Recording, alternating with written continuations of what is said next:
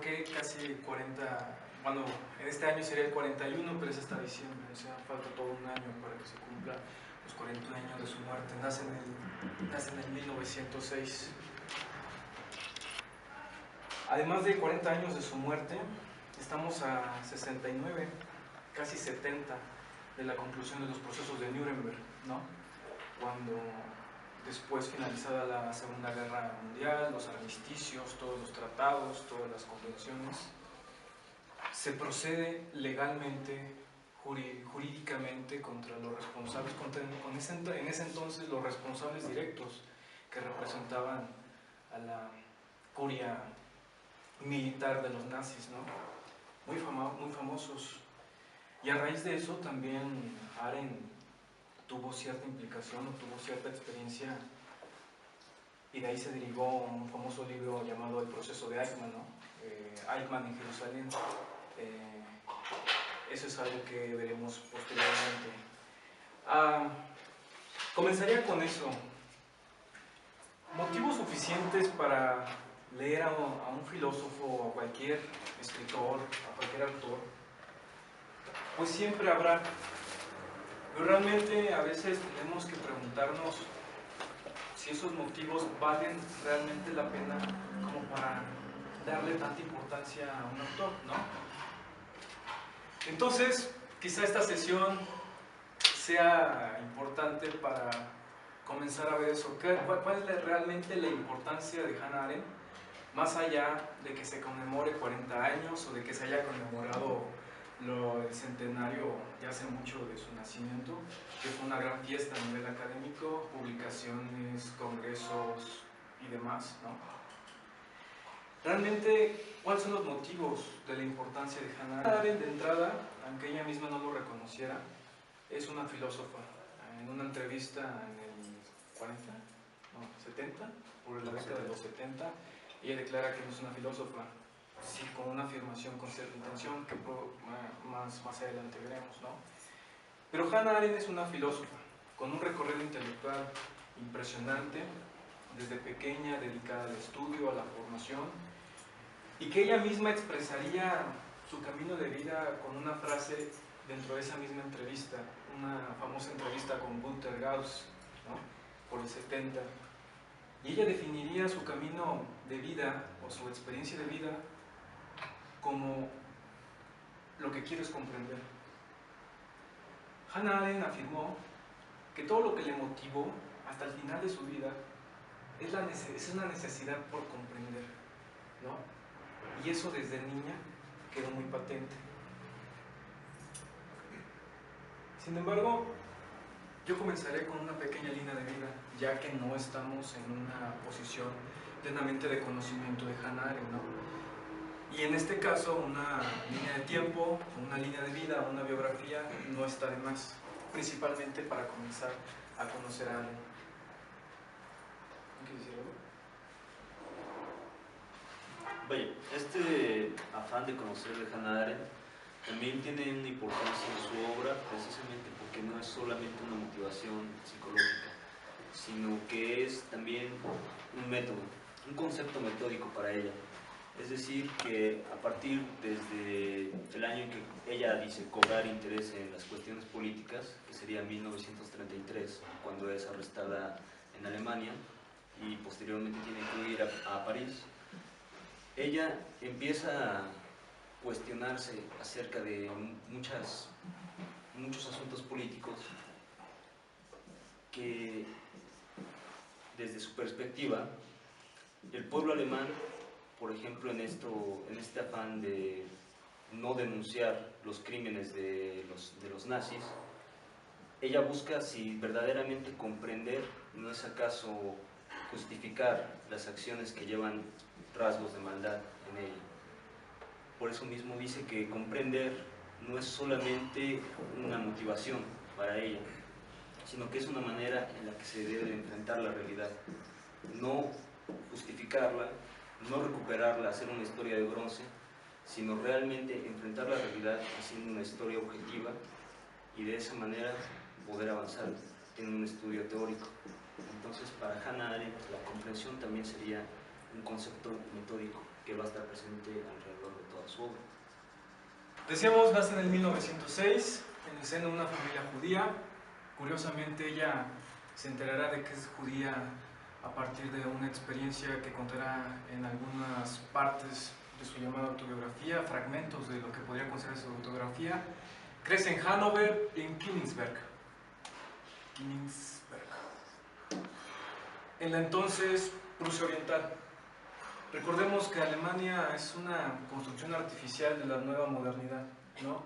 En ese entonces Alemania era más bien conocido como el Imperio Prusiano o el Imperio Alemán, pero como tal Alemania no existía en ese entonces, ¿no? Algo curioso que decía Adrián es de que a partir de 1933 Arendt realmente recibirá una motivación para reflexionar sobre la política, o en términos generales sobre el ámbito humano, ¿no? ¿Qué es lo que ocurre en 1933 a grandes rasgos? Es cuando se comienza a dar la persecución ya oficialmente avalada de los judíos por los nazis, por el gobierno nazista, ¿no? En 1933, dice Arendt, descubrió lo desgarradora y lo trágico que puede ser la misma política hacia los humanos, ¿no? ¿Qué ocurre de 1933 a 1906? Realmente podría pensarse es una vida muy común, realmente no. Antes de 1933, Arendt realmente no se preocupaba por la política, ¿no? Por ejemplo,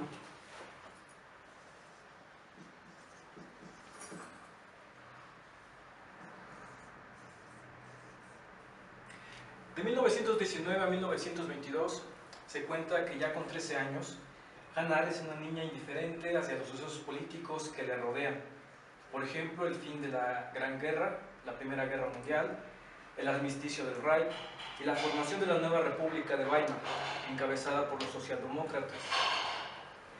Todos estos acontecimientos forman el antesala histórico-política de aquellos años.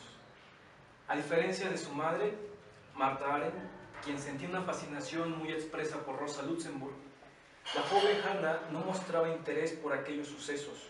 Su único anhelo era aprender los infinitos saberes y conocimientos que su época le enseñaba. Desde entonces, su anhelo por comprender se ha vuelto una necesidad y una cuestión de vida o muerte, y ella lo expresa así. La personalidad de Hannah Arendt se caracteriza por su tenacidad, obstinación e impertinencia.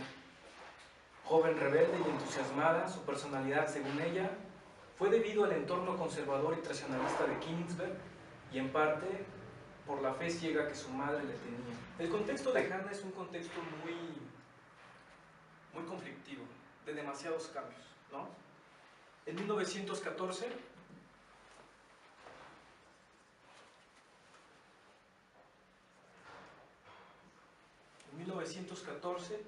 el Imperio Austrohúngaro consuma el ultimátum 5 días antes a Belgrado.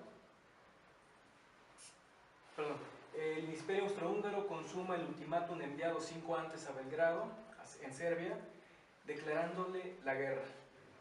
Y esta es la antesala del comienzo de la Primera Guerra Mundial, que solo hasta 1917, con la entrada de los Estados Unidos, será conocido propiamente como 1918.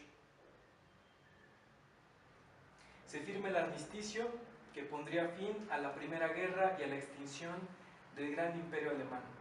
Con el aval del alto mando militar Matthias Herzberger, delegado alemán, se firma el armisticio en Copenhague. Todos los acontecimientos que le toca a la joven Hannah, de la cual fue completamente ajena en su opinión y en su juicio, fue la Primera Guerra Mundial, comenzada en 1914 y concluida en 1918. En la Primera Guerra Mundial se enfrentan los grandes imperios y es conocida como el fin de los grandes imperios, ¿no? Por un lado, el Imperio Alemán, por el otro, el Imperio Austrohúngaro, por otro lado, ¿cuál más? El Imperio Ruso, ¿no?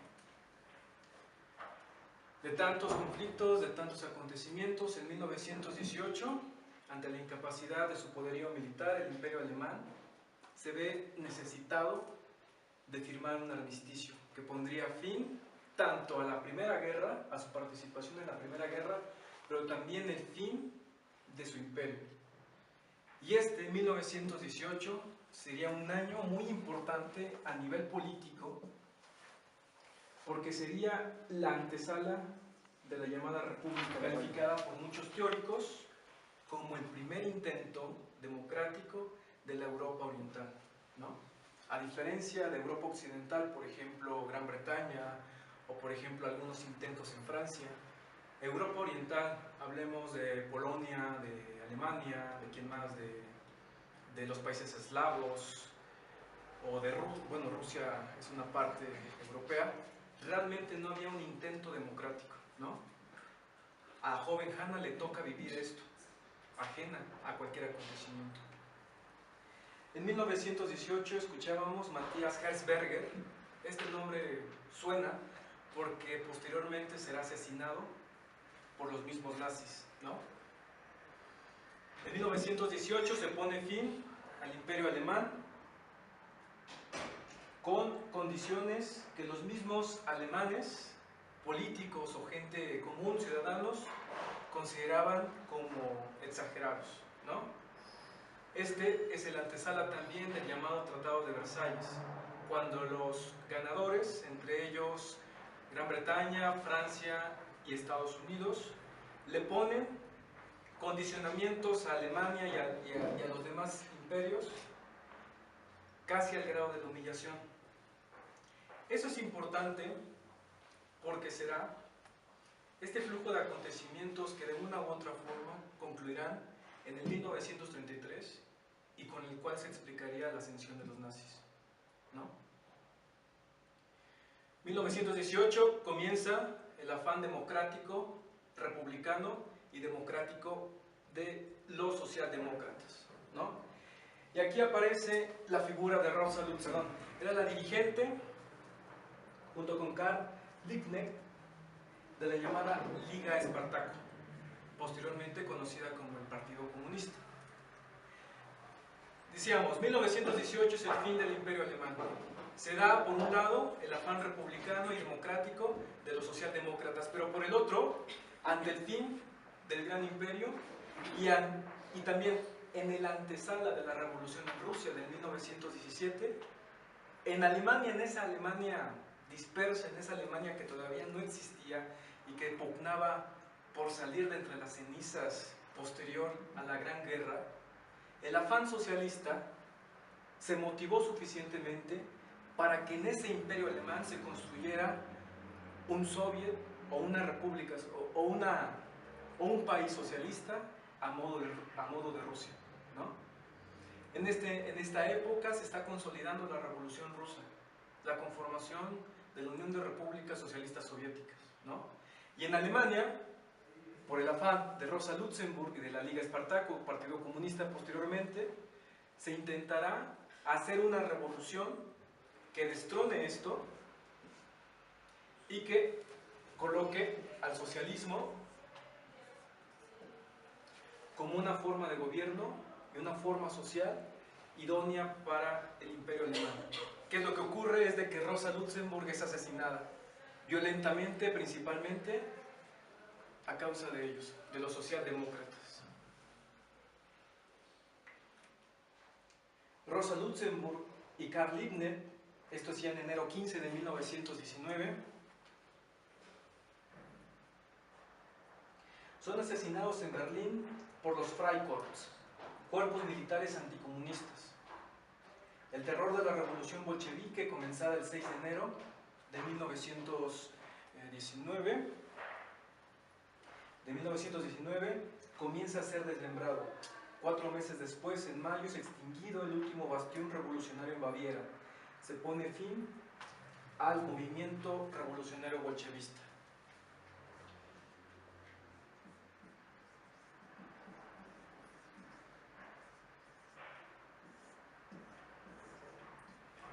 Otro antecedente del 1933 y que posteriormente aquí van a tomar más presencia, y una presencia incluso legítima: los Freikorps. Los Freikorps eran esos militares que, una vez terminada la Primera Guerra Mundial, son mandados a casa. ¿Por qué? Porque uno de los tratados del armisticio es que los cuerpos militares se redujeran al mínimo, y todos esos restantes se unían como voluntarios, principalmente para cuidar las difusas fronteras, ¿no?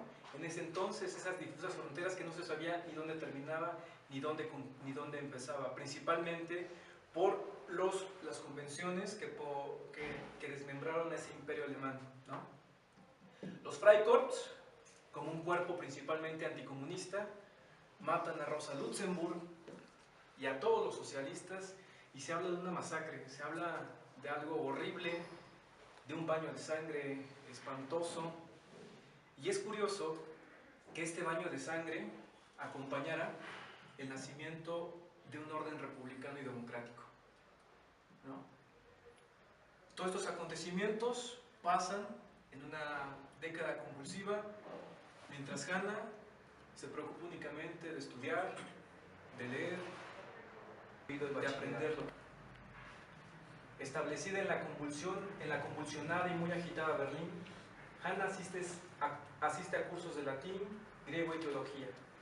Conoce en Berlín a Romano Guardini, joven teólogo de opinión abierta que le fascinaría por sus clases. Guardini no enseña, sino que convierte el conocimiento en algo vivo, dice Hannah. El apetito intelectual por sus nuevas experiencias es saciado por Hannah. 1923. La lastimada República de Weimar, con una inflación de casi 1000%, se llegó a decir que en esta época un franco alemán equivalía a casi un dólar americano equivalía a 2 millones de franco alemán. O bachiller, de lo que podría a nosotros parecer como el bachillerato, en ese entonces en Alemania, es expulsada, llega a Berlín, y Berlín para ella es una ciudad magnífica en el sentido de la moral, bueno, hablando moralmente e intelectualmente. En muchas partes, y principalmente sus biógrafos, aluden de que Hannah era como era, muy rebelde, muy empecinada en que se obedeciera lo que ella dijera, en que se gastara en ella todo para que pudiera estudiar. Principalmente, según los biógrafos, fue por el ambiente de Königsberg. Königsberg fue en ese entonces un lugar muy conservador, ¿no? Incluso hay una anécdota: Hannah, en este afán por aprender cosas nuevas, asistió a un círculo de uno de sus amigos, y únicamente por contradecir a su mamá, como toda joven, anduvo con él. Pero lo curioso es de que ella tenía cerca de 15 años y él tenía cerca de 21. Y sabiendo de que a su mamá le molestaría eso, es porque anduvo. Algún otro rasgo es de que un conocido de Hannah fue encarcelado bajo el cargo de atentar contra la moral. Y entonces, en este empecinamiento otra vez, Hannah se hace necia y acude a verlo a prisión, pese al enfado de su mamá, ¿no?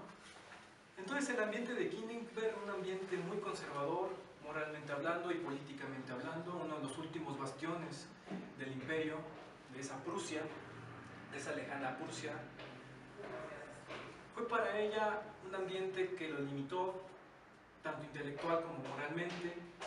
Y al llegar a Berlín, ella se siente a todo dar, tanto intelectual como moralmente. La capital cultural, en ese entonces, del imperio, la central política, donde confluye la universidad, la cultura, las artes, diversos espacios literarios, en fin. Y hasta 1924 es cuando oficialmente ella comienza a estudiar, ¿no? ¿Qué está de más decir? Antes de 1924, Hannah dedicaba pasión por aprender casi cualquier cosa, ¿no? Desde literatura, poesía, novelas. Ella escribía poesía, escribía novela, escribió alguna novela, ¿no? Pero en 1924, año decisivo, y con este antecedente de que había conocido a Romano Guardini, joven teólogo, un teólogo muy famoso ya en la actualidad, es cuando ella decide estudiar filosofía, ¿no? Antes de 1924, Hannah había declarado su necesidad por comprender, una necesidad vital de comprender. Pero en el 1924, y quizás un poco antes, Hannah había descubierto que esa necesidad vital por comprender iba a ser saciada, en parte, o su forma de saciarla, iba a ser a través de la filosofía. En 1924 llega a Marburgo, por recomendación de su amigo Ernest Grumach, quien le cuenta sobre la fascinación que provoca un joven profesor de filosofía entre el alumnado. Este joven profesor, famosamente, conocido, será muy famoso sobre todo dentro de la vida de Hannah, principalmente por su relación amorosa, ¿no? En 1924, llegando a Marburgo, conoce a Martin Heidegger, ¿no? Quiero entrar aquí como un paréntesis, o sea, decir que Hannah Arendt, la figura de Hannah Arendt está muy trastocada por el episodio que tuvo con Martin Heidegger. Martin Heidegger, un filósofo muy importante en la tradición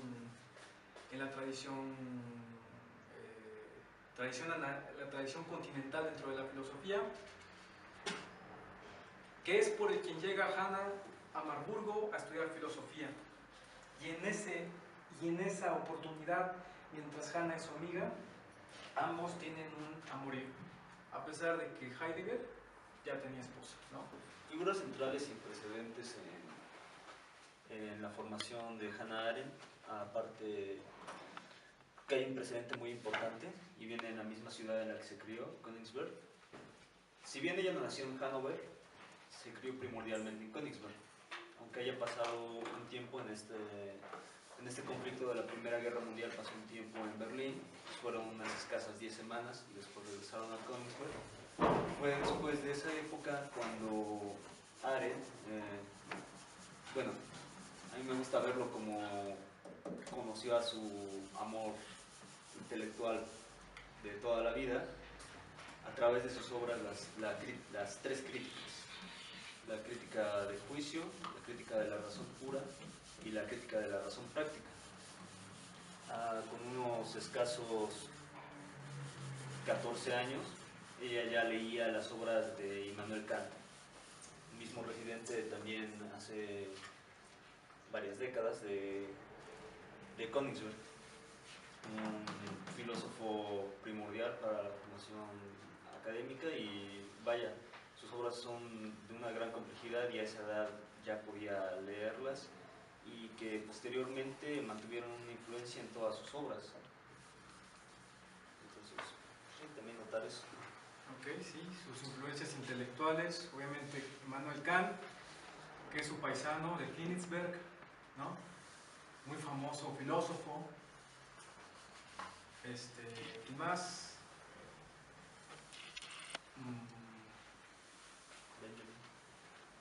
Benjamin, que posteriormente fue su amigo, ¿no?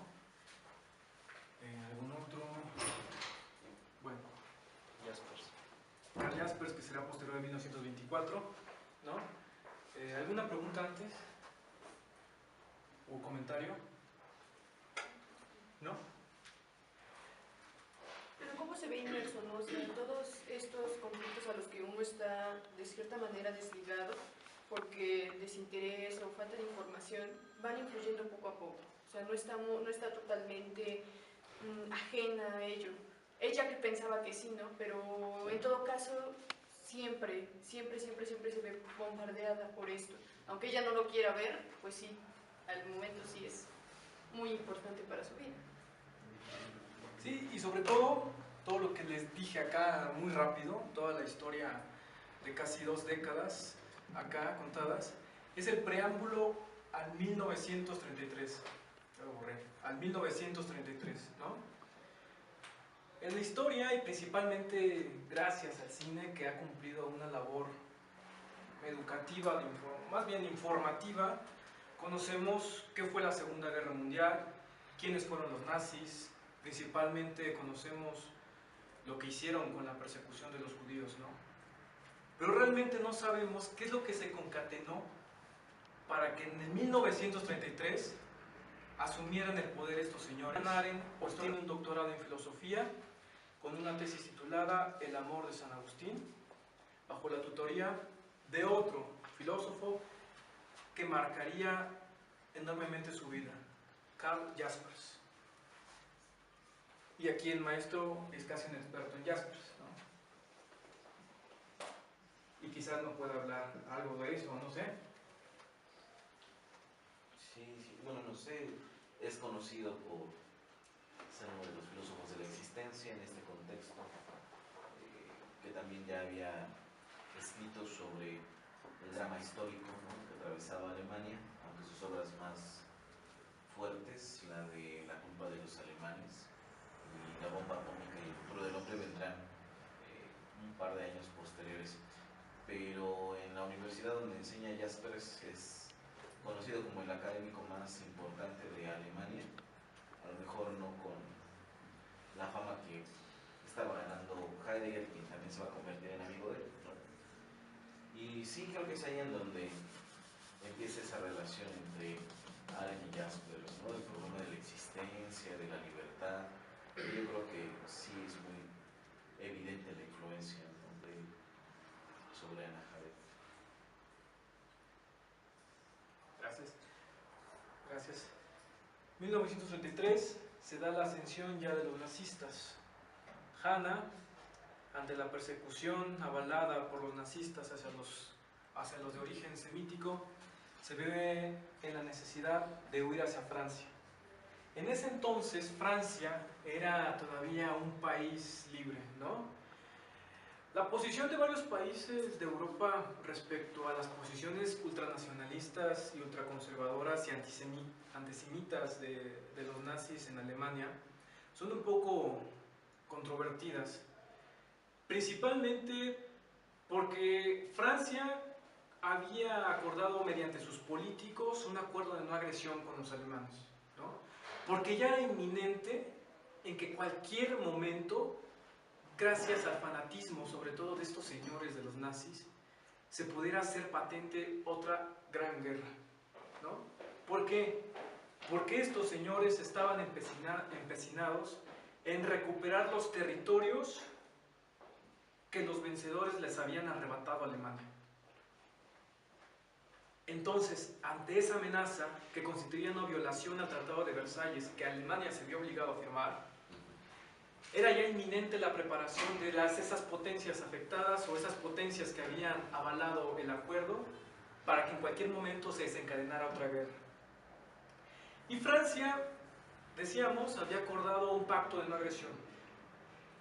Y en ese aspecto era como un poco más libre respecto a la aceptación de los semitas dentro de su sociedad. Sin embargo, en Francia ya se comenzaba a gestar este ataque hacia los judíos, ¿no? En Francia también pervivieron estos grupos ultranacionalistas que en cierta forma apoyaban las ideas de los nazis, ¿no? Es decir, que a pesar de que haya llegado a Francia, Hannah Arendt no estaba totalmente a salvo, ¿no? Porque había ciertos rasgos, ciertos aspectos de la sociedad y ciertas capas de la sociedad que perseguían a los judíos, ¿no? Algunos datos sobre Arendt. En el 40, después de esta trágica relación con Martin Heidegger, en el 40, el 16 de enero, contrae matrimonio en París con Henrik Blücher, profesor de filosofía. En el 40, el 14 de junio, ya con el precedente de la invasión a Polonia de los nazis, ya iniciada la Segunda Guerra Mundial, cuando Gran Bretaña le declara la guerra al gobierno alemán por la invasión a los polacos. El 14 de junio de 1940, París se rinde ante la invasión nazi. Y fue una rendición muy aceptada. Los nazis casi entraron marchando por las fronteras de Alemania. Algunos grupos de resistencia sí combatieron contra los nazis, pero fue muy poca la resistencia de Francia, ¿no?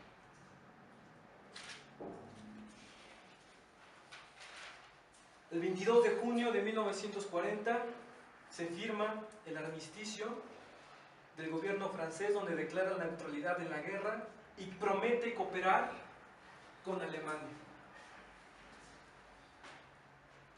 En junio 23, un día después de firmado el armisticio, Adolf Hitler llega y recorre algunos sitios notables de París. Hasta octubre, comienza la persecución de los judíos en París, bombardeando 7 sinagogas de la ciudad, ¿no? Del 16 de enero del 40, cuando Francia y París se rinden, al 22 de junio, cuando se firma el armisticio, realmente la persecución hacia los judíos en Francia era vista como ilegal o como inaceptable, ¿no? Pero una vez, en octubre, ya cuando se comienzan a desencadenar más sucesos y está inminente más la Segunda Guerra Mundial, en octubre es cuando comienza la persecución de los judíos, motivada principalmente por los propagandistas de los nazis, los llamados pogroms. Muy cercano, ¿no? Además de que una relación intelectual también. Y Walter Benjamin, aquí se cuenta un suceso muy desgarrador de su vida. Walter Benjamin, por esta misma situación de su condición física, de su condición de salud, él se ve obligado a quedarse en la frontera con España, ¿no? Se queda en la frontera con España, que además va huyendo con la hermana de Hannah. Va huyendo con la hermana de Hannah, que se llama... Uy, se me fue el nombre. Ahorita recuerdo. Va huyendo con la hermana de Hannah. Y son sus padecimientos de Benjamin que la hermana de Hannah se ve obligada a dejarlo en cierto campamento de la frontera, porque ella pensaba que era seguro. Pero realmente lo que pasa es de que muy cerca a ese campamento, los nazis ya estaban llegando a la frontera, persiguiendo a los judíos, ¿no? Entonces se cuenta el suceso desgarrador, que ante la impotencia, la tristeza, la desesperanza de Benjamin, se suicida, tomando una pastilla de cianuro. Y aquí termina uno de los grandes acontecimientos que han marcado mucho la vida de Hannah. Bueno, la vida de Hannah. La muerte de un gran amigo, Benjamin, ¿no? Así como tantos intelectuales que se han perdido. Bueno, que se perdieron por este suceso desgarrador, ¿no? Entonces llegamos al 1933, la ascensión de esta barbarie, de esta, perdón la palabra, pero esta estupidez que hicieron los nazis, ¿no? Una estupidez simbólica. Y cómo Hannah Arendt se vio afectada por eso, y cómo millones de judíos y millones de personas, refugiados, gitanos, se dice, los mismos estonios fueron perseguidos, ¿no? Ocurrió esto, ¿no? ¿Alguna duda de esto? ¿Alguna cuestión? ¿Algún comentario? Yo nada más una pregunta. Al inicio dijiste que ella no sabía de sus orígenes judíos y que en algún momento se dio cuenta. ¿En dónde o cómo, por qué no lo sabía? Y después sí lo sabía y esta persecución hacia ella, no como judía. Sí, los orígenes judíos de Hannah se remontan a su infancia. Cuando ella toma conciencia de esto, dice precisamente en el coloquio de 1971, que es dedicado en su honor, coloquio internacional sobre Hannah Arendt, en la que le preguntan cómo se enteró de que ella era judía. porque precisamente su padre murió de muy joven, cuando ella era muy joven. Su madre no profesaba su religión con mucho ahínco, podríamos decirlo, sino que más bien era de esa parte de judíos que solamente, como nosotros aquí igual, quienes no somos muy católicos, solamente celebramos las fiestas grandes. Ellos asimismo, algunos judíos solamente celebraban 3 de los 7 días, las fiestas más importantes, y no se mencionaba mucho. Contaba Hannah Arendt que ni siquiera se hablaba mucho de eso en su casa, nunca escuchó en su casa la palabra judía, sino que más bien fue un niño la que le dijo en la calle que ella era judía. Sin embargo, ella no lo sabía. Y así cuenta que es como se enteró de que era judía. En la calle me enteré de que era judía, esa es su cita más habitual. Sin embargo, no le presta mucho interés a eso. Vaya, dentro de su juventud ella no toma demasiado interés por esto, sino hasta el momento de 1933, cuando se proclama verdaderamente y públicamente esta persecución a los judíos. Ahí es entonces cuando Hannah Arendt, aparte de cobrar un interés por los asuntos políticos, también cobra un interés y ve raíces también de este conflicto en el antisemitismo, en que este odio público a los judíos solamente puede ser contestado tomando una posición pública como judía. Ahí es como cobra también la importancia política de ser judía, de su condición de judía en su teoría política.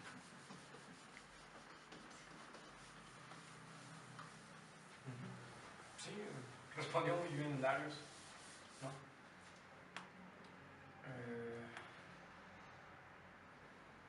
Otro aspectos más para recalcar el 1933.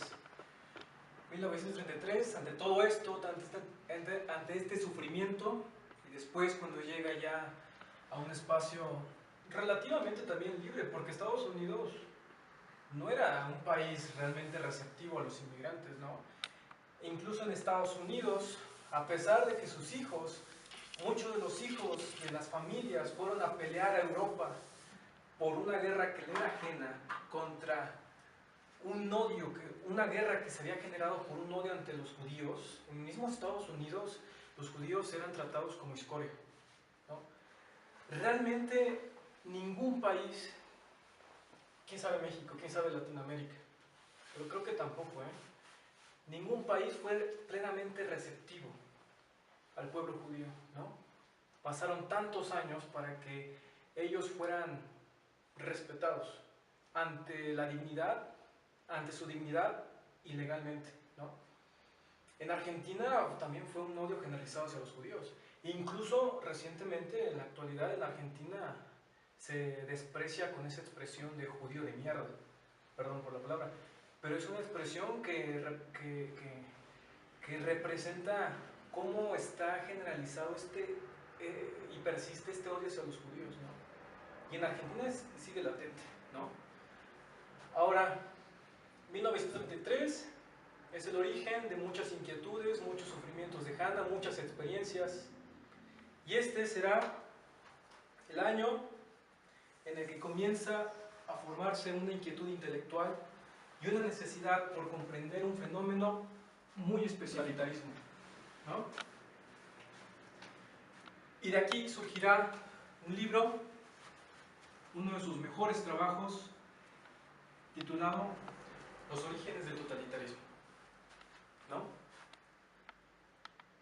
Y a partir de aquí se desprende toda una vida intelectual interesada por la política, interesada por esta expresión de la condición humana, que también daría lugar a este libro, La condición humana o Vita Activa, ¿no? Daría origen a un sinnúmero de conferencias reunidas posteriormente a su muerte. Esta publicación que se llama ¿Qué es la política?, que son algunas lecciones y conferencias que Hannah Arendt dio durante su periodo de profesora en Estados Unidos. Y sobre todo surgiría una etapa en la que se intrigaría mucho, principalmente la vida de Hannah, y esto motivado por su famoso libro, por su famoso y controversial libro, el de Eichmann en Jerusalén, ¿no? Y a partir de eso se genera una serie de entrevistas, una serie de promocionales. Aparte de que Eichmann en Jerusalén, y esto principalmente por responsabilidad del editor, fue planeado como un libro con mucha propaganda. Dan cuenta que se vio obligada y media con cierta facilidad por aceptar, de hacer una gira por Europa, casi como un rockstar promocionando el libro, ¿no? Fue a la feria de Berlín, a la feria de Frankfurt, la más famosa feria del libro, ¿no? Y en ese entonces surgen muchas entrevistas que posteriormente reunidas en un libro alemán y que tenemos traducción en español, que es Lo que quiero es comprender. Y aquí está la famosa entrevista donde ella resume su camino vital o su vida a partir de esta frase: lo que quiero es comprender, ¿no? Una necesidad por comprender, eso sería lo que le guió desde sus inicios, desde su juventud hasta su muerte, ¿no? Muere en el 75 a causa de cáncer, ¿no? El 4 de diciembre, ¿no? ¿Algo que decir? Sí, en cuanto a la figura de Hannah Arendt, no basta solo con considerarla, y es, creo yo, uno de sus rasgos más distintivos, y que ella explícitamente no desprecia, pero sí considera muy inconveniente, y que dice ser muy habitual en los filósofos, o vaya, en las personas dedicadas exclusivamente a la academia, que no se preocupan verdaderamente por la vida política. Sí pueden escribir sobre filosofía política, pueden interesarse sobre teoría política, pero en realidad no son agentes políticos. Y en ese sentido, Hannah Arendt se sale de este contexto a meterse directamente en cuestiones políticas, como es este proceso de Eichmann en Jerusalén, en el que ella dice asistir no como académica, sino como reportera, hacer una historia objetiva de ese proceso y de ejemplificarlo como la muestra más fidedigna de lo que puede ser la banalidad del mal, cómo el mal se construye de una manera en que no tiene nada de demoníaco, no tiene nada de extraordinario, sino que más bien es lo que se hace todos los días. Y no lo que se hace es lo que solamente se hace, sino lo que también se acepta, lo que se pasa por alto, lo que simplemente ni siquiera sabemos qué ocurre, lo que estamos haciendo. En ese sentido, Hannah Arendt no es solamente una académica más, sino que también es una activista política, en cierto sentido, en favor de su religión, que, dicho sea de paso, también se me olvidó mencionar, a partir de 1933 ella se une al movimiento sionista. Dice ella que ante esta expresión pública de rechazo y odio hacia los judíos, no se conformó hasta el movimiento sionista una verdadera resistencia política que defendiera la condición de judíos, a lo que ella se une, e incluso en una institución, bueno, no una institución, un comité que ayuda a dar pasaportes a niños judíos fuera de las fronteras de Alemania, de Francia, para embarcarse a lugares seguros. Entonces es uno de sus rasgos más distintivos, que Hannah Arendt no solamente cobra interés a partir de 1933 en la política, sino que se ve directamente envuelta en asuntos políticos, lo que le ganó fama más allá de los muros de las academias de Berkeley, Princeton, de la Universidad de Chicago. Entonces es bastante interesante recalcar eso en su biografía. Sí, fue una académica muy activa en Estados Unidos, llega a Estados Unidos y curiosamente en Nueva York se forma un símil o cierta sucursal, no sé cómo decirlo, de aquel famoso Instituto de Investigaciones Sociales, ¿no?, de la ciudad de Frankfurt, que también está de paso a decir, iban escapando por ser judíos, ¿no? Entre ellos Adorno. Horkheimer no escapó, creo que Horkheimer no escapó, no logró escapar, pero el que sí logra escapar, o sí logra escapar, no estoy seguro bien, principalmente es Theodor Adorno. Y entonces se forma como que cierta cierta necesidad de reunir esos intelectuales en una nueva escuela, en un nuevo instituto, y se funda el Instituto de Investigaciones Sociales de Nueva York, la New School. Se llama New School for Social Research, actualmente activa, ¿no? Y ese es el precedente de aquella histórica escuela de Frankfurt. Hanna fue partícipe ahí, estuvo también, como decía, Berkeley, en la Universidad de Chicago. En la Universidad de Chicago es muy importante porque de ahí surge una escuela política en torno a Leo Strauss. Leo Strauss es un filósofo político muy importante históricamente, y curiosamente Hanna estuvo ahí, no formó parte de su escuela, ¿no? Pero Leo Strauss sí tenía su escuela ahí, conocido principalmente por su famosa historia de la filosofía política, ¿no? Y también es curioso que muchos de los conocidos Chicago Boys, como dicen, entre ellos Friedman, principalmente la Escuela Económica de Chicago, se formaron con Strauss, ¿no? Entonces esta relación, por un lado la Escuela Económica de Chicago con Friedman y todo lo demás, y ciertos de ellos se formaron en filosofía con Strauss. Entonces como que hay ciertas relaciones, y Strauss por demás, en mi opinión, tiene incluso en ocasiones ciertas posturas muy conservadoras respecto de la política. Conservadoras en el sentido de volver a una esencia, un esencialismo respecto de la política, ¿no? ¿Qué más? Profesora, ¿dónde más? En Princeton. En Princeton, ¿dónde vas? ¿Cómo se llama?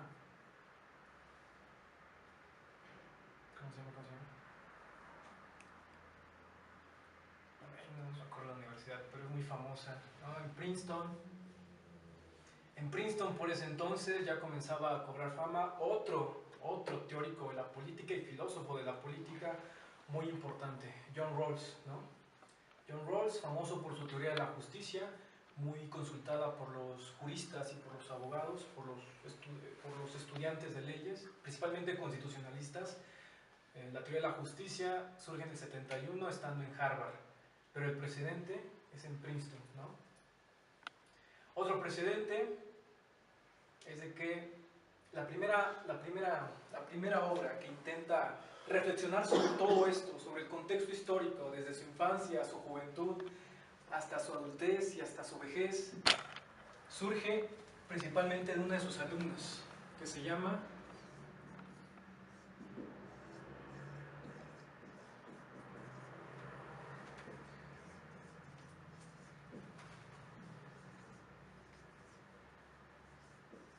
Elizabeth Young Bruhl, que publica en el 82 su libro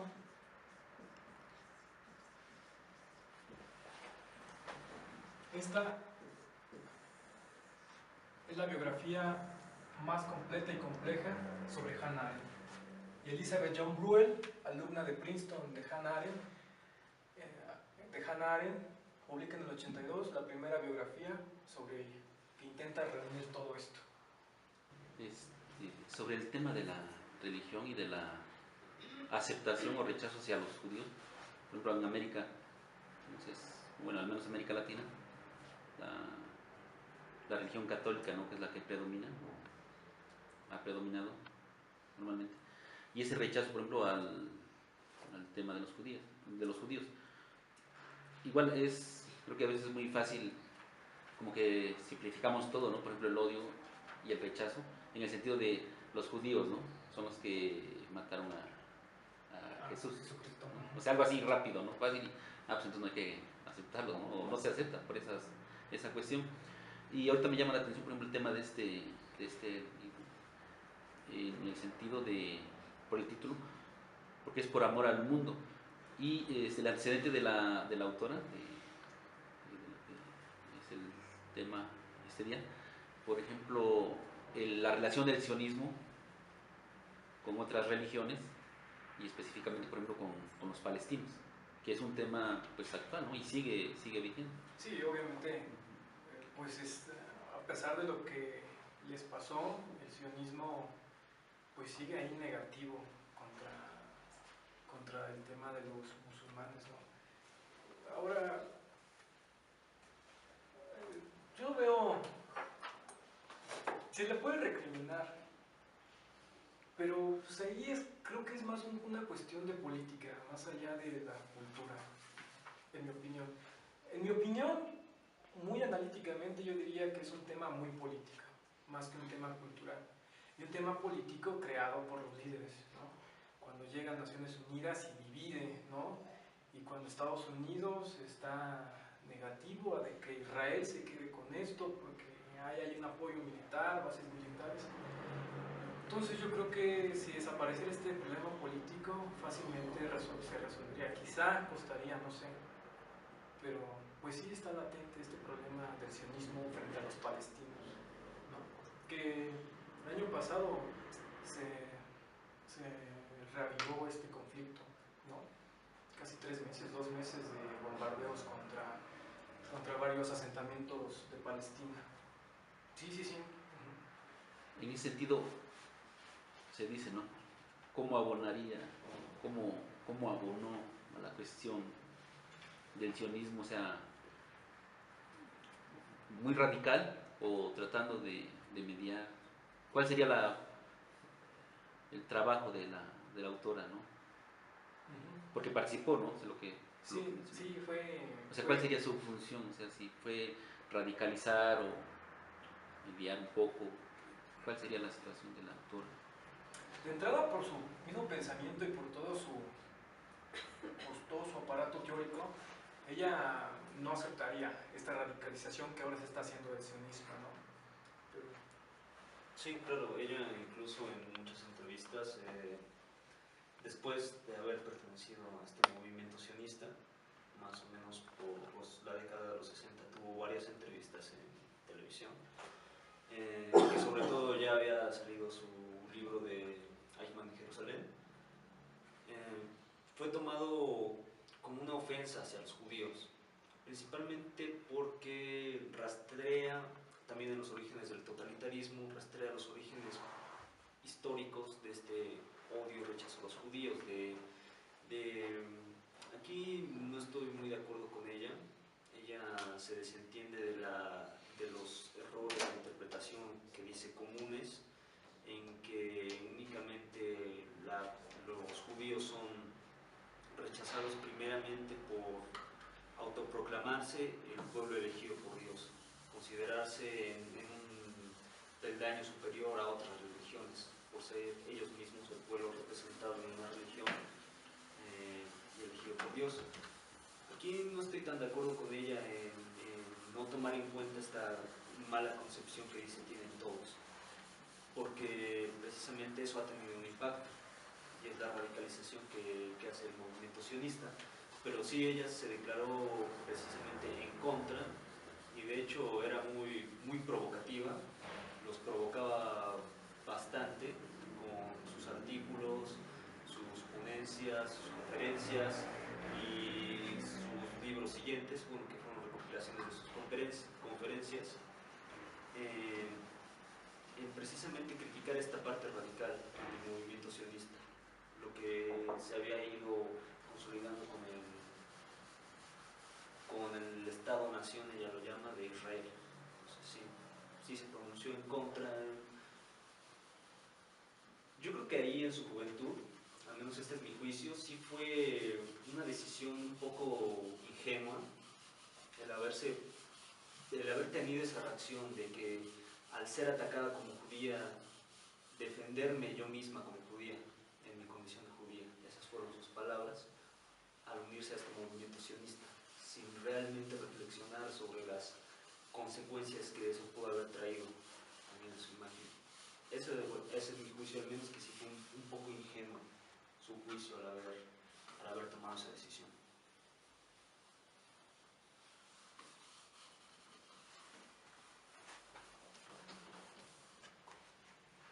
¿Otra cuestión? Comentario.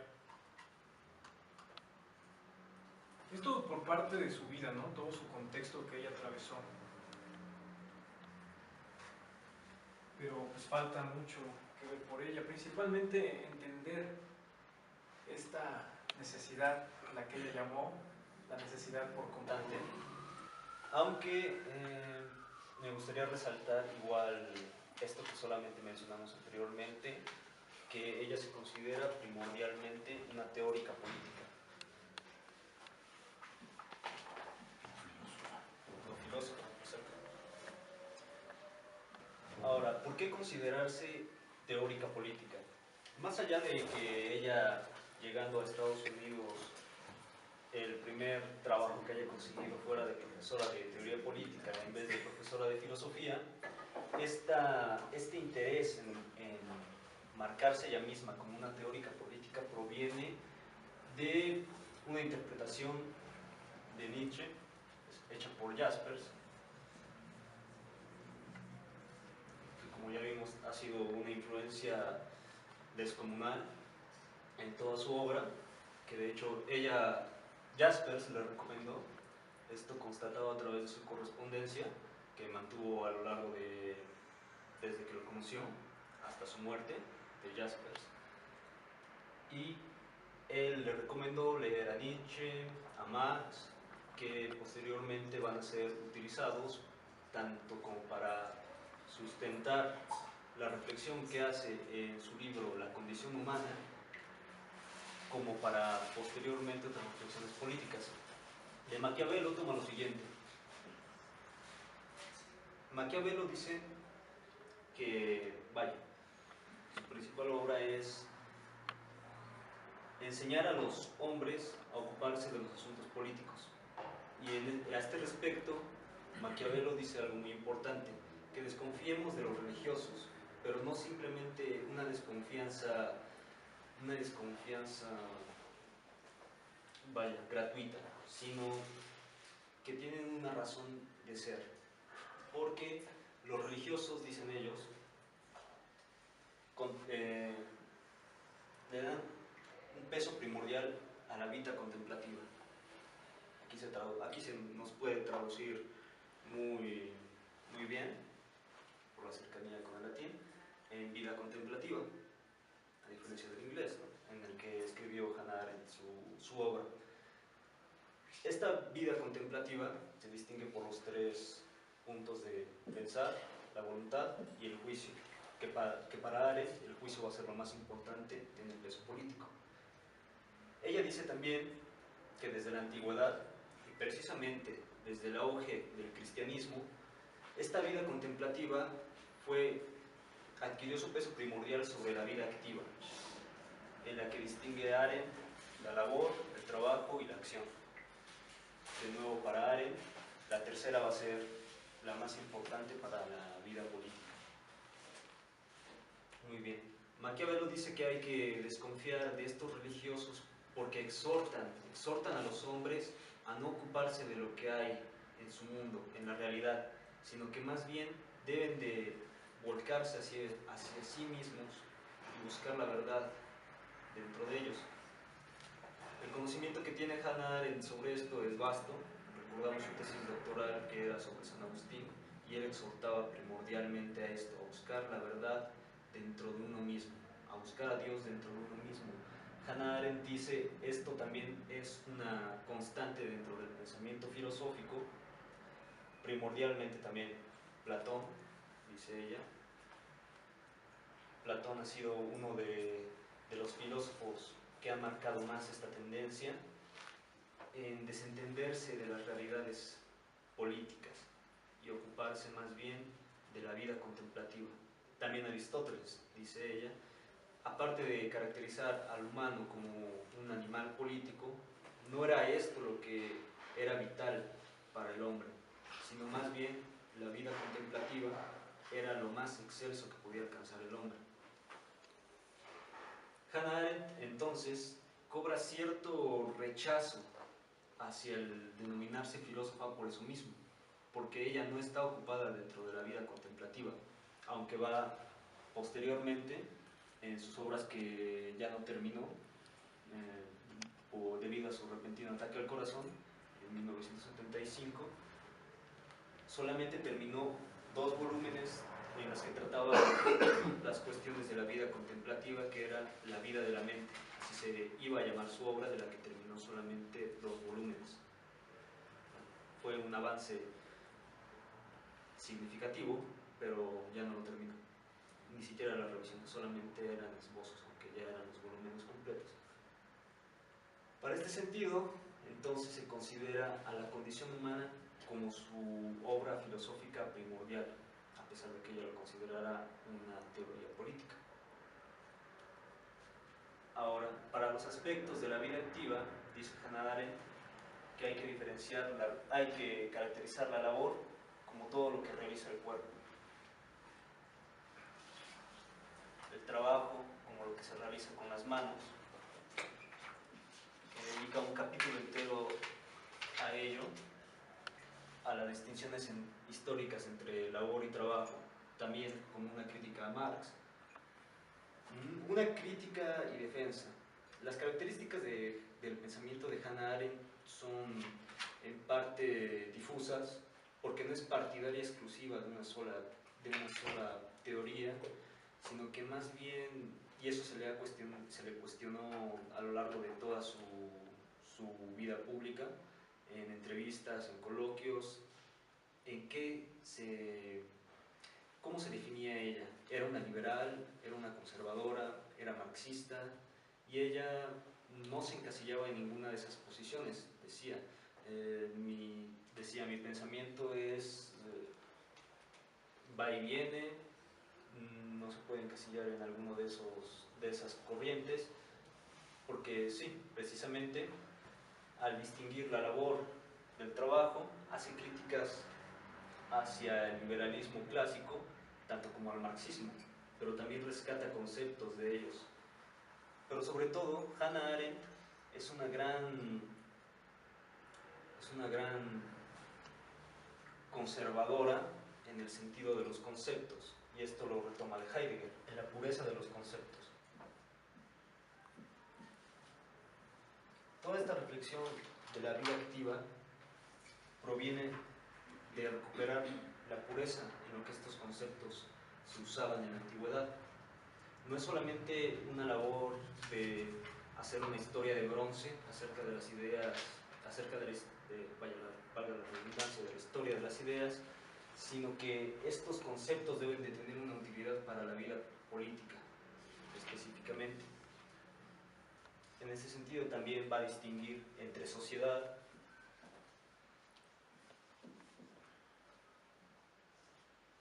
política, vida privada,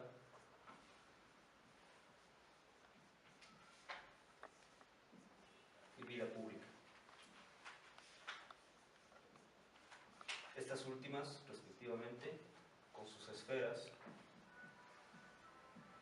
o espacios donde se desarrollan,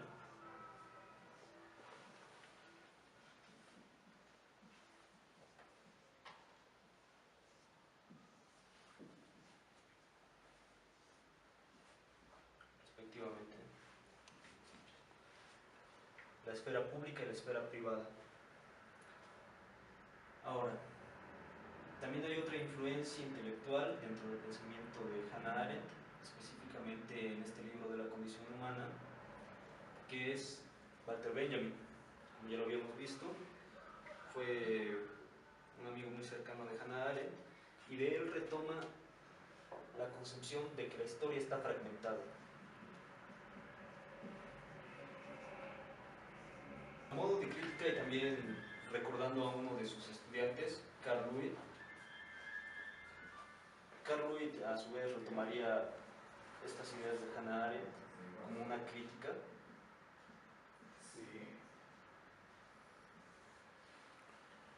Al notar que muchas de las filosofías de la historia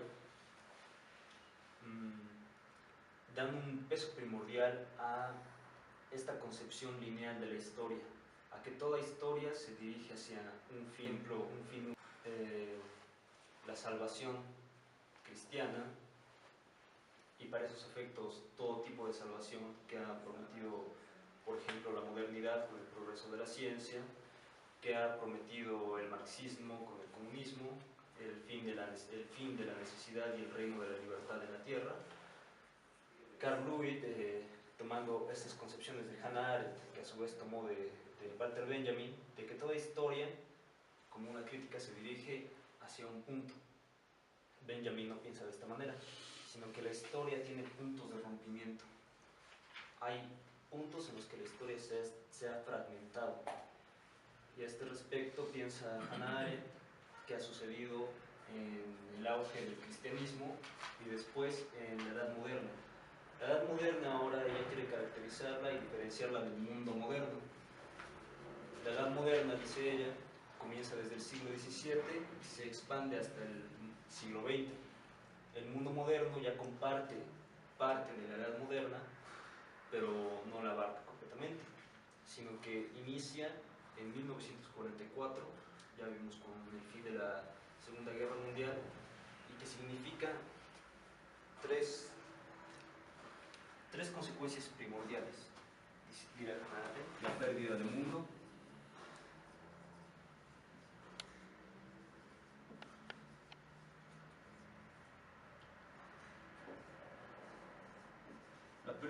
entendida como espacio público, espacios públicos.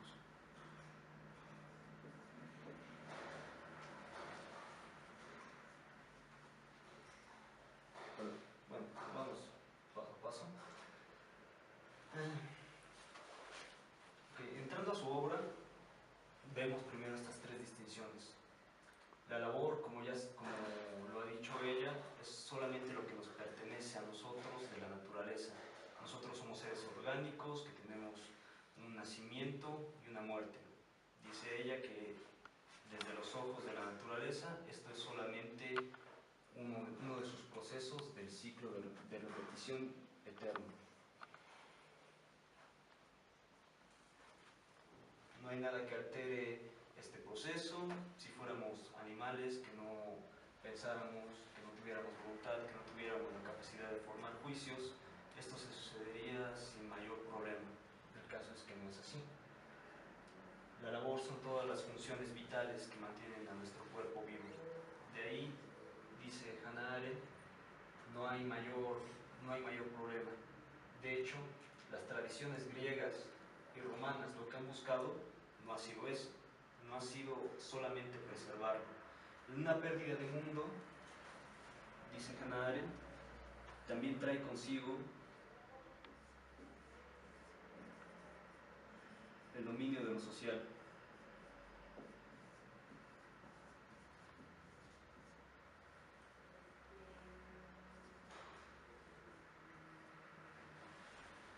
Distingue Hannah Arendt sociedad de política.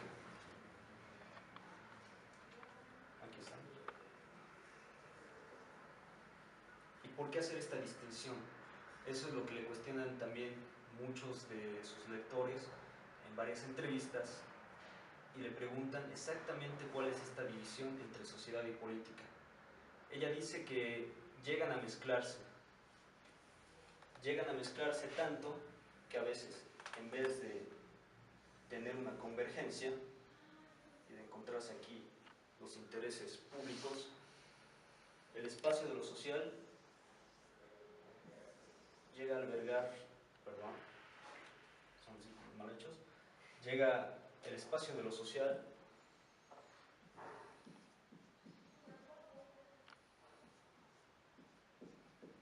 llega a avasallar a lo político. Nosotros podemos escoger cualquier ejemplo que querramos de una preocupación social. El problema de la educación, el problema de la desnutrición, de la pobreza, etc. Esos, dice Hannah Arendt, son problemas sociales. Ahora, la manera en que queremos resolverlos y a través de qué queremos resolverlos es como se convierten en intereses políticos. Y la manera en que nos reunimos para deliberar, para hacer juicios acerca de qué es lo que se debe de resolver, qué es lo que debe de ser de preocupación social, es también una actividad política. Y es la primordial actividad política, la actividad política por excelencia. El juntarse y deliberar y empatar juicios sobre lo que es preocupante, sobre lo que apremia. Entonces, dice ella, que lo social puede caracterizarse por la preocupación primordial del cuerpo, de la labor. Y es esto lo que Hannah Arendt critica, que el dominio de lo social traiga consigo una sociedad de consumo. Igualmente, como parte de la crítica a Marx, y bueno, a la tradición también liberal con dos de sus pensadores, John Locke y Adam Smith, ella hace una crítica en que no supieron distinguir correctamente la labor del cuerpo y el trabajo de nuestras manos, como lo titula ella, en cuanto a los medios de producción. Dice Hannah Arendt de Locke que él supo distinguir entre las cosas que eran perecederas y las cosas imperecederas. Las cosas perecederas, aquí lo tenemos, son las galletas, el agua, todo lo que mantiene nuestras funciones vitales. Bueno, no las galletas específicamente, pero toda la comida, todo lo que a su paso también con el tiempo desaparece. El trabajo, sin embargo, y eso es muy específico Hannah Arendt, siempre es realizado con las manos. Ella incluso empata a la labor con la actividad de pensar, porque no es una actividad que se haga con las manos. El pensar para Hannah Arendt no es algo extraordinario, dice ella, sino que es completamente normal. Después le va a dar algunos tonos subversivos, pero esos a mi interpretación y a mi juicio son un poco, simplemente son frases de punch. El que el pensamiento sea una acción peligrosa es un poco, no tiene mucho sustento lo que ella misma afirma. Y el trabajo lo empata también con la voluntad y la acción con el juicio. Ahora, el trabajo de las manos es todo lo que puede estar en nuestro pensamiento, y el pensamiento no es materia, nunca va a ser materia, dice ella. El pensar es solamente un diálogo con nosotros mismos, en cuyo sentido, dice ella, los filósofos no se han dado cuenta de esto, los académicos no se dan cuenta de esto, de que pensar es simplemente estar charlando con nosotros mismos. No es específicamente hasta que nosotros, tomando nuestras manos, tomando el papel, tomando lápiz o escribiendo, tecleando ahora en nuestros días, es que se hace material nuestro pensamiento. En ese sentido, el trabajo de las manos es todo lo que trasciende al hombre.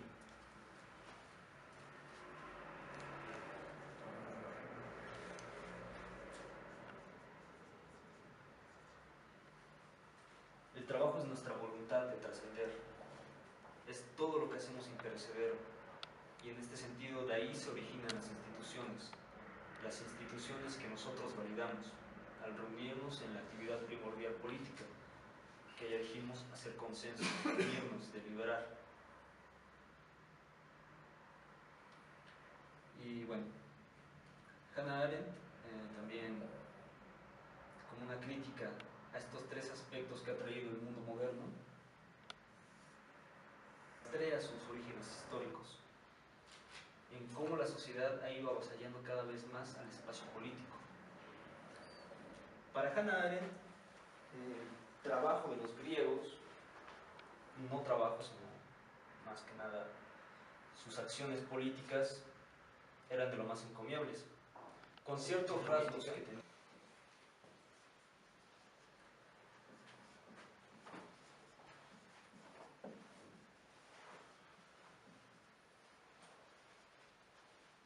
Era lo más elogiable que podía ser un hombre griego. Y dice Hannah Arendt también que esto es lo más encomiable a lo que nos podemos dedicar, la acción política. Sin embargo, también cabe hacer unas diferencias en torno a la vida privada y la vida pública. La vida privada y la vida pública simplemente pueden entenderse como lo que merece ser oculto y lo que merece ser visto.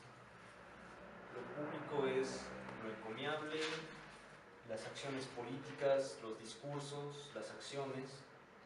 Por cierto, también ve Hannah Arendt al discurso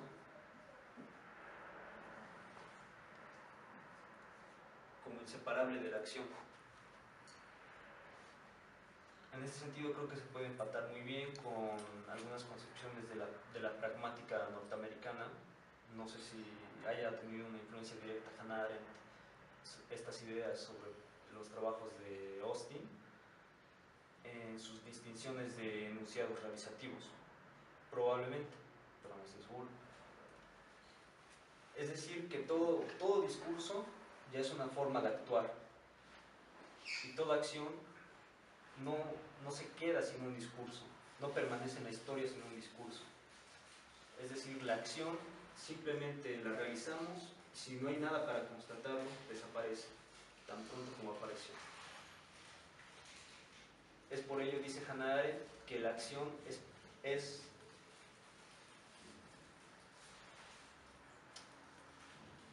también, no puede sobrevivir sin la esfera pública, sin alguien que la vea.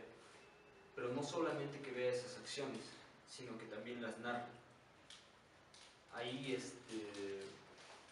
hace un realce Hannah Arendt de las biografías. Toda vida debe de ser una narración.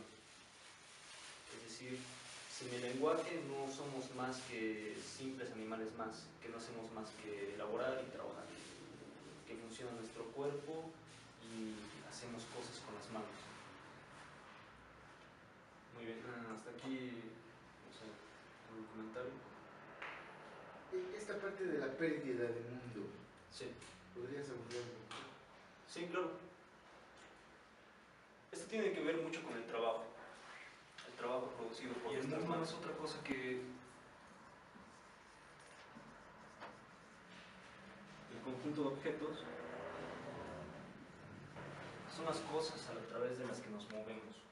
Bueno, no nos movemos a través de la mesa, por ejemplo, pero es algo que nos está uniendo. Hannah Arendt dice que sin un mundo a través del cual nos relacionemos, tampoco hay algo sobre lo que hay que deliberar. Todos estos objetos que no perecen o que trascienden a su creador son objetos que al final de cuentas nos dan una razón de la acción política primordial, de la acción y del discurso, que es juntarse, deliberar qué se puede hacer por ese mundo común que tenemos, cómo preservar nuestras leyes, nuestras instituciones, y participar activamente de eso nos da la posibilidad de experimentar, dice ella, la felicidad pública.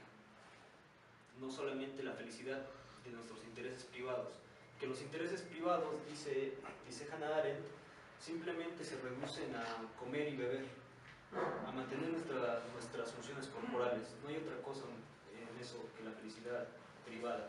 La felicidad pública, en cambio, se trata de preservar nuestro mundo común. Ahora, para lo de ciudadanía, pone tres características, que es la artificialidad, es decir, no hay que tomar a la ciudadanía, no somos animales políticos, simplemente. No es nuestra naturaleza ser políticos, ser ciudadanos, sino que esto es un invento del hombre y por el hombre tiene que ser preservado. Ahora, la espacialidad, exactamente, debe de ser visible. No sé, por ejemplo, ahorita Hannah Arendt qué podría pensar acerca de las redes sociales, de los acuerdos que se hacen en grupos de Facebook, por Twitter, etcétera, por blogs, pero ella creo que no lo consideraría tanto como una acción política. Probablemente sí, probablemente no. Yo pienso que no. Por este carácter de ser visibles hacia otros. Es decir, debemos estar físicamente ahí presentes, que los otros nos vean, que constaten nuestras acciones, que constaten nuestros discursos y que a través de ahí se construye esa narrativa tan importante. El reunirnos es la especialidad de un ciudadano, la cualidad de un ciudadano. Aunque muchas veces, por ejemplo, el fenómeno de las redes sociales es como un medio, no es en sí mismo la actividad política. Las redes sociales surgen, más bien sirven muy fácilmente para convocar. Y un contraejemplo es la Primavera Árabe,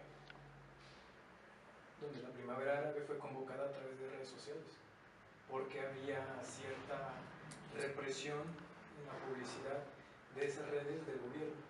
Entonces convocan y posteriormente se reúnen para protestar contra el gobierno. Claro. Bueno, en ese sentido sí, probablemente podríamos encasillar a las redes sociales más como, a pesar de que no tienen materialidad, se pueden acceder a través de ellas en cosas materiales, las computadoras, los dispositivos móviles. Es un objeto más que hemos fabricado con nuestras manos. Es parte de nuestro mundo. Y el último rasgo de la ciudadanía es decantarse más por los intereses públicos que por los intereses privados. De nuevo, no tener el dominio de lo social, de los intereses sociales, que se abocan más hacia lo económico. Que lo económico, por cierto, caracteriza a Hannah Arendt, es simplemente lo que sale de casa se vuelve una preocupación pública. Es decir, en casa, digamos, la preocupación, esto lo retoma igual desde la tradición griega, en la casa es todo lo que está oculto, es cómo se hace la comida, cómo se obtiene el sustento, y ahí se hace todo para la labor, para que el cuerpo sobreviva. Hannah Arendt dice que este ascenso de lo social es simplemente que lo que se hacía en la casa sale a la luz pública y se hace la preocupación primordial. ¿Cómo vamos a resolver esto de para que todos no tengan hambre, para que todos tengan su sustento, para que todos tengan su trabajo, no, ahora trabajo no en el sentido de Arendt, sino un trabajo así, en general como lo entendemos cotidianamente? Y dice que este interés ciudadano no se debe decantar por eso, sino más bien a los intereses públicos. ¿Hasta aquí? ¿Más? Sí. Bueno, pues esta es una exposición rápida, porque ¿qué hora es? Cuarto para la una. No sé, ¿cuántas? Yo aquí concluí, igual para no dormir.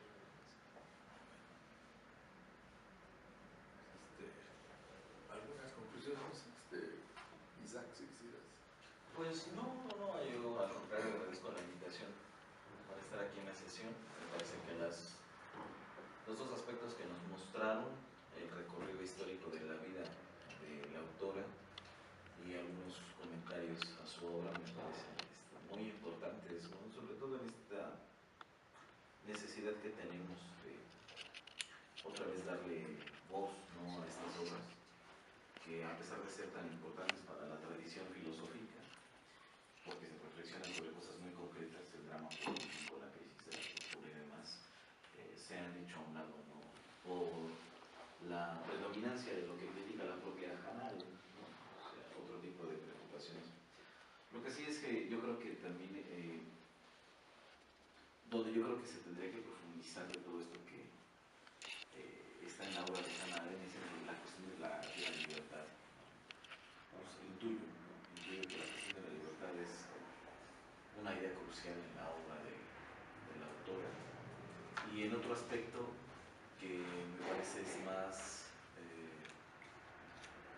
marcado en función de las consecuencias del totalitarismo, el problema del mal, ¿no?, que es ahí por donde yo conocí la obra de la filósofa. Estos conceptos que, como ya se dijeron, no intentan mantenerse en un ámbito muy ontológico, pero que no deja de mostrar Hannah Arendt que siempre tiene una repercusión en el ámbito de la praxis, ¿no?, en el ámbito de la vida, de las relaciones humanas y demás.